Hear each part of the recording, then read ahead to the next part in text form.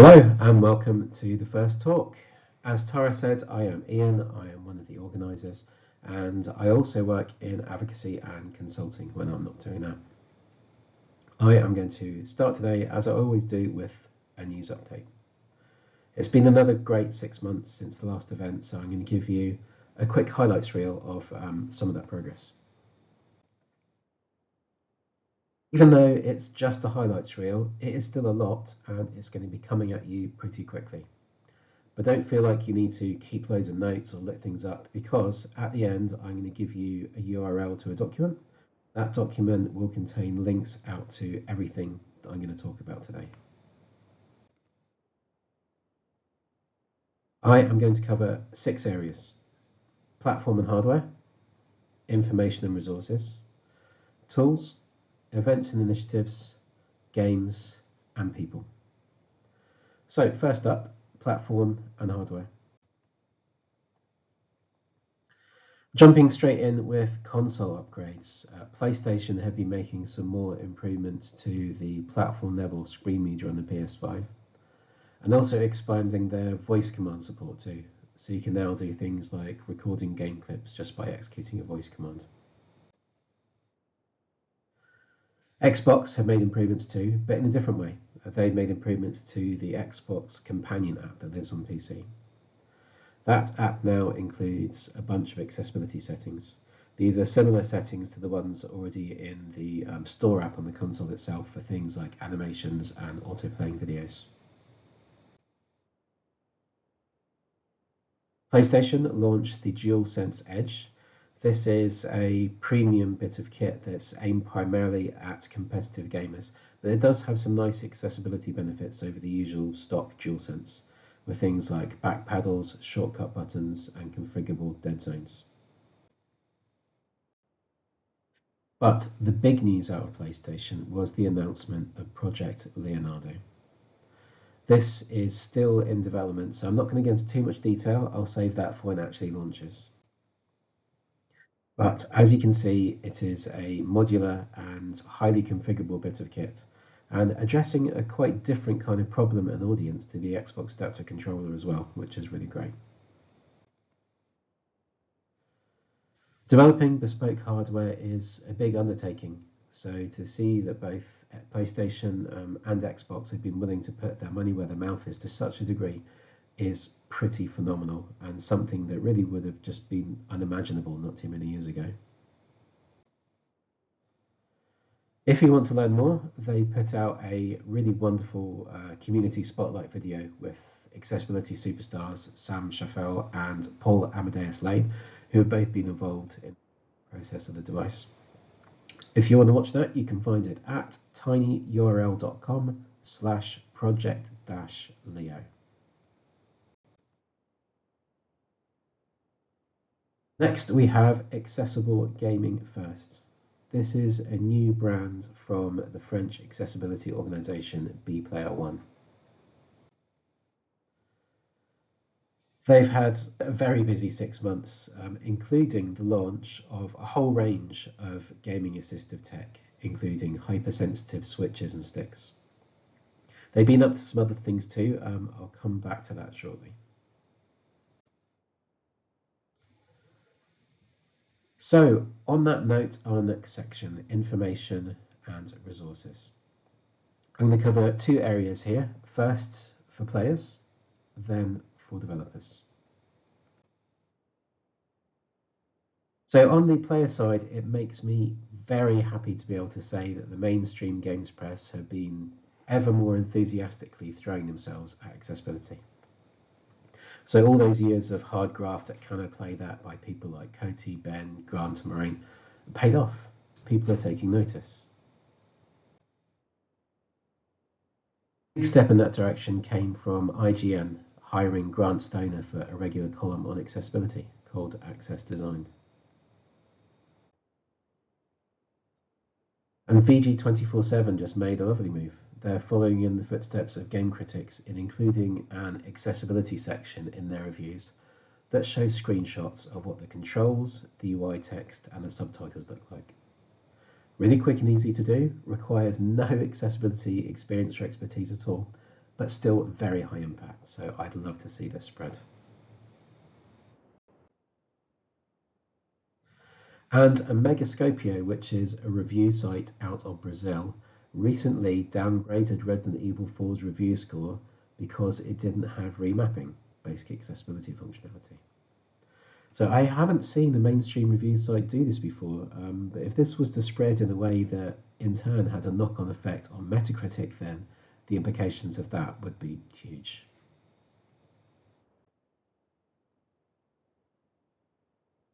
So on a similar note to these informed purchase decisions, PlayStation have just launched storefront tags to let players know which features are present in games. This is something that has been fought for a long time because that inability to make informed purchase decisions is a huge barrier. So to see PlayStation, along with others like itch and Xbox, all now prioritizing access to this kind of info is fantastic.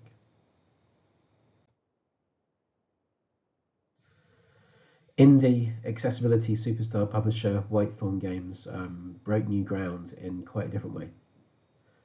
This winter they held a showcase of their portfolio, similar to something like Ubisoft Forward or Nintendo Direct.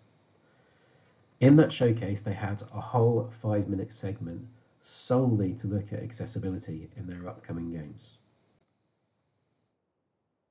This was incredible to see, and it generated a ton of buzz in the community. This really needs to be spread. It needs to spread. So if you work for a company that has a showcase like this, or if you work in PR, marketing, or comms, then I really hope you are taking notes. On a similar note, Laura K. Buzz announced the Accessibility Summer Showcase. This is a show dedicated solely to highlighting and showcasing accessibility in upcoming launches or patches. So if you have something you'd like to be featured in it, get in touch.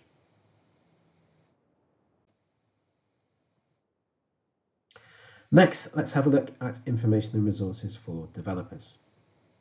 I say that I come back to accessible gaming first, and one of the other things that they've been up to recently is developing a range of 7 different accessibility training courses, ranging from basic fundamentals through to specific disciplines and platforms. Accessibility Knowledge Base launched. This is a curated collection of accessibility resources run by Harriet Frayling of Manycat Studios, who's actually speaking at the event tomorrow. I mentioned storefront tags earlier. Xbox just published a ton of test cases and examples for their tagging system in order to make developers' lives easier when trying to figure out what does and doesn't meet the criteria for them. And HTC have committed to producing best practice guidelines for captioning in VR games. This actually came about because of a lawsuit brought against them for uncaptioned games. It was a completely meritless suit that should have been stung out, but it wasn't. Rather than fight it and win, HTC instead did the right thing and settled. So what that meant was, as well as agreeing to produce those best practice guidelines, they're also actually going to make captions mandatory for all games sold through their storefront. Anyone who wants to release for their platform must include captions. So litigation sounds like a scary word, but really this is it at its best, as a way to bring different parties together and start dialogue, open those lines of communication, leading to really the best possible outcome for everybody involved.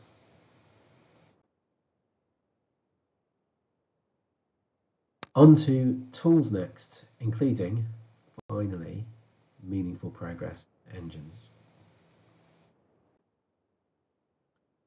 But before we get to engines, first something a little bit different. The Xbox developer tools, specifically the Microsoft GDK and Xbox Manager, have had an upgrade for disabled developers. This means things like improved keyboard controls, screen reader support, app scaling, and high contrast modes. Roblox have also been thinking about disabled creators, redesigning their editor icons for better accessibility, and to help games themselves become more accessible to disabled players, they've implemented keyboard navigable game UI.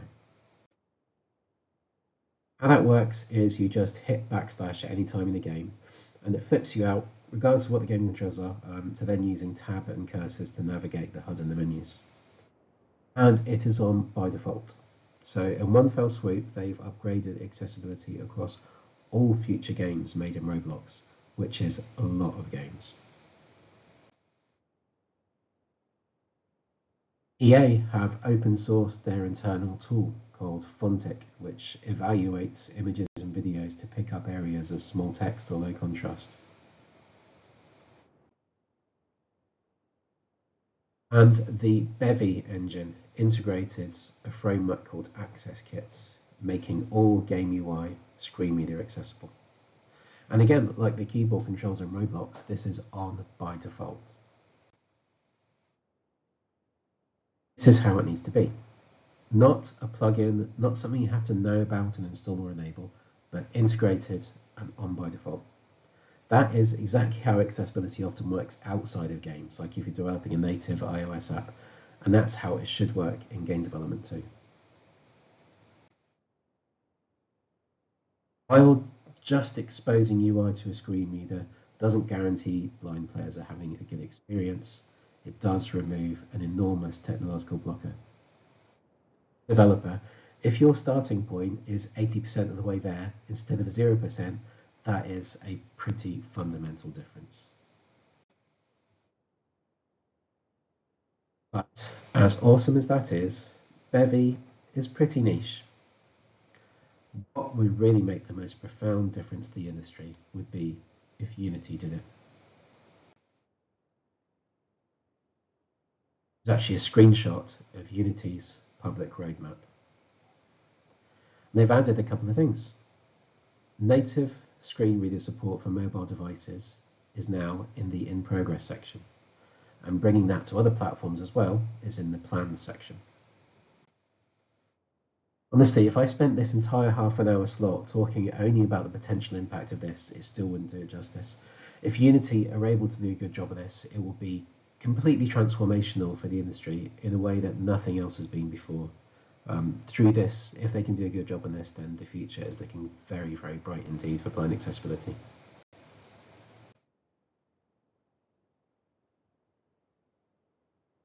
Next up, we have events and initiatives. So let's start with one of the industry's most well-known events, DICE. This year's DICE Awards were kicked off by a speech by Ted Price, the founder of Insomniac Games.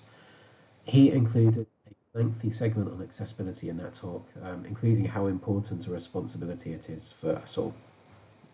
DICE is full of industry leaders, so that's quite a room full of people to be saying that to.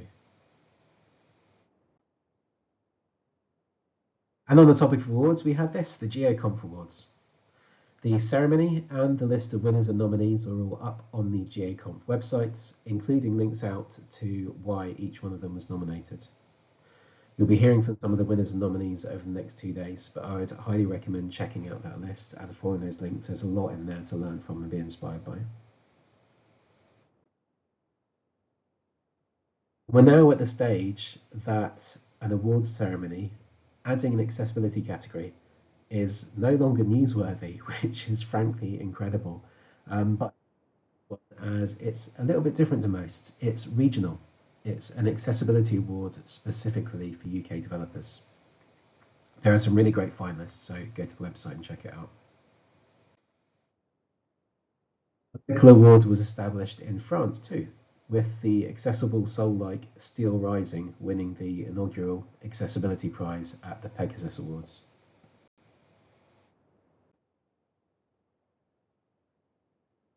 The Royal National Institute for Blind People, the RNIB, launched its Design for Every Gamer program to increase awareness of how gamers with vision impairments play and support those people with sight loss who feel they're no longer able to play, or even those who want to try games for the first time. Their launch event was just a couple of weeks ago. They kicked off with a Sea of Thieves stream with Sightless Combat and Behaving Beardly, which you can find on their Twitch channels. Easter Seals, a disability non-profit in the in the USA, who some of you will know via Erin Hawley, kicked off their own disability program, again aimed at raising awareness of accessibility and representing disabled people through weekly Twitch streams, one-off streamathon events, and building a Discord community. UKI, which is one of the UK's two industry bodies, ran the first edition of Access November.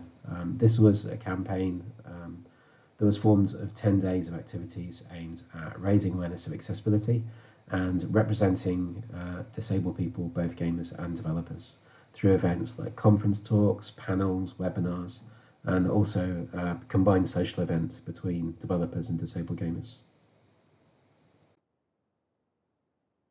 This was only one of a number of initiatives around the industry aimed at supporting disabled developers in the industry. There have been other recent ones too, which has been really wonderful to see. Another one of these is Limit Break. Limit Break is a long-running mentorship program for developers from underrepresented backgrounds. That has just been expanded to explicitly include disabled and neurodiverse mentees for the first time. Applications for that are currently open at limitbreak.co.uk. Xbox announced their new ID at Xbox Developer Acceleration Program aimed at empowering underrepresented creators. This offers support like informational resources and also funding for both porting and prototyping. And that doesn't have to be paid back, it's a straight up grant. And that covers both indies working on games that prioritize accessibility and also games made by disabled indie developers. And last, but by no means least, an initiative that is actually launching right now in alignment with GAConf. Manycat Studios and UKI's Raise the Game are announcing Impact. This is an annual initiative to showcase and celebrate disabled and neurodiverse individuals working in the UK games industry. This is done through access to professional events, a peer support network, professional photography, and recognition as part of an industry-wide campaign. Nominations for this are open now. For more information and to nominate either yourself or someone you know, visit manycats.uk/impact.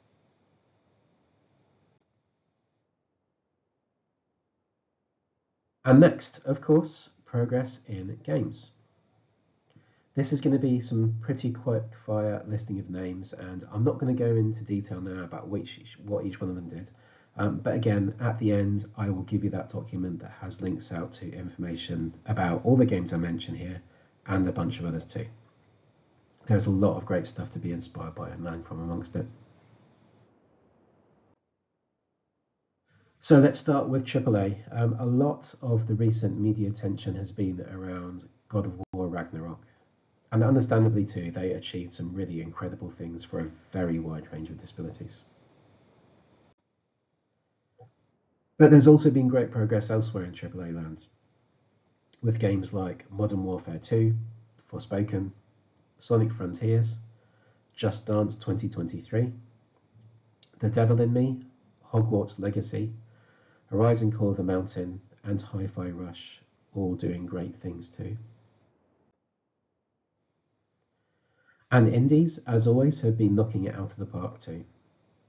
Games like Evidence 111, Nightwitch, Melatonin, Rusted Moss, Blink and the Vacuum of Space, Waves of Steel, Temple of Snek, Germinal, Chia, Recollection, the list just goes on and on. A really beautiful thing to see across indie and AAA recently has been progress in accessibility for completely blind gamers. Like the game that's on the screen now, Brock the Investigator, which is a lovely showcase of making not just one, but two entirely different genres of mechanics fully blind accessible. One was a Streets of Rage style brawler, and the other is Monkey Island style point and click. There is a lot more blind accessibility to come this year, and you'll be hearing about some of it in Connor's talk tomorrow morning. And there's also been a big flurry, particularly in the last couple of months, in games upgrading accessibility through patches. So as well as the usual suspects like Sea of Thieves and World of Warcraft, there have been a ton of others as well, like Brawlhalla, Cosmania's High, Dead by Daylight, Overwatch, Cult of the Lamb, Horizon Forbidden West, and Horizon Call of the Mountain, and Destiny 2. And of course, the gloriously named Auto-Toot patch for Trombone Champ.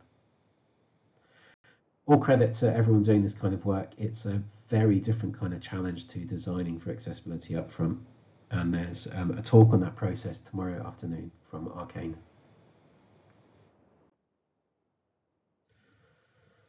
And the ongoing march of improved accessibility and remakes and remasters has continued, with the likes of Resident Evil 4, Metroid Prime, and Dead Space. Haven't seen Dead Space's content warning system.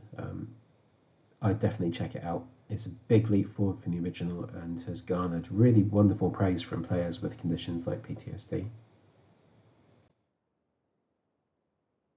And what I think is really interesting to see is how quickly player expectations have shifted over the past year or two.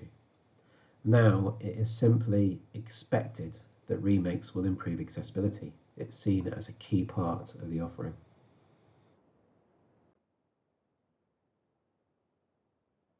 And last, and of course by no means least, the people who make all of this possible. The growth of accessibility as a distinct, recognised discipline has continued, with another 6 new dedicated roles in the past 6 months. Thor Patrick Gass as an accessibility UI software engineer at Insomniac. Between him and Sam Schaffel, the future of Insomniac's games is looking very bright indeed. Dusty Levenberg as accessibility program manager at Riot. Charlotte Robson and Ben Bayliss as accessibility production coordinator and accessibility dev support respectively. And Helen Kelly and Ella Peter Hansel at Ubisoft as accessibility project manager and UX accessibility specialist. And while it's great to see recruitment now finally starting to progress towards entry level, the increased demand is only making it harder and harder to bring in experienced people. So I'll just repeat the word of caution from last time. When somebody gets the accessibility bug, they can get it pretty hard. So if you aren't willing to give that person that you rely on so much the opportunity to turn their accessibility work into a full-time role, they are a flight risk. There are other companies who would be very happy indeed to snap them up. So appreciate what you have and don't lose it. And on that note, if you're either looking for people or looking for a position, there are channels dedicated to that on the conference Discord server. So look for the job openings channel and the looking for work channel. Those channels and the Discord server in general are kept active throughout the year, and the job openings channel in particular is the primary resource for that anywhere online. And that is it for the news. As you can see, it has been another great 6 months of progress all across the industry, some of which you're going to hear more about over the coming days. So I hope you have heard something that has interested you or inspired you and fueled your fire too. Every win is a win for all of us, developers and players alike. And finally, that document that I keep promising that has links to everything, everything I mentioned in the talk, plus a bunch of other nice things too, that is available at tinyurl.com/GAConf April 23, all one word, and or lowercase. Thank you. I hope that the next 2 days treat you well, and I will see you on the Discord.